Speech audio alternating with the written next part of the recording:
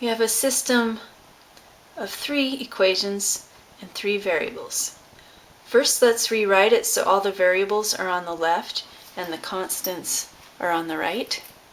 Let's use substitution on this one because we have a negative y. There's no coefficient in front of the y. So we could solve for y.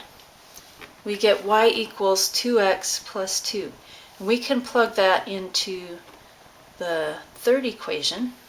Go ahead and distribute that 7 through and also combine like terms while we're at it. And notice every coefficient and our constant here are even. So let's go ahead and just divide everything by 2. We have 2 equations now in x and z. We have this middle one and we have this new one that came from substituting the first one into the third one. So now we've actually reduced this to a system of 2 equations with 2 variables. Now we need to decide how to solve this one. We could do substitution again and solve for z, or we could do elimination. I prefer elimination.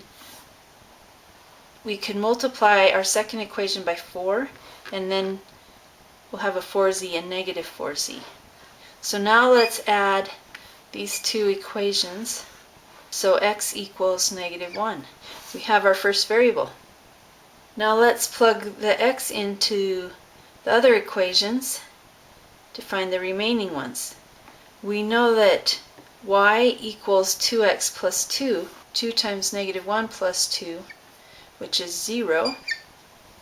And lastly, over here, let's use 7x minus z equals negative 3 to find out what the z value is. So z is negative 4. So let's check our answer now. Plugging into the first equation of our original problem, we have 2 times negative 1, which is negative 2. There's our left-hand side. And the right-hand side is 0 minus 2, which is also negative 2. So that works. The second equation. Let's take the right side and see if it's negative 13.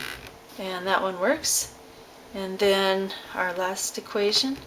On the left side, we have 7 times 0 minus 8, which is negative 8. And on our right side, we have 2 times negative 4, which is also negative 8, so that checks.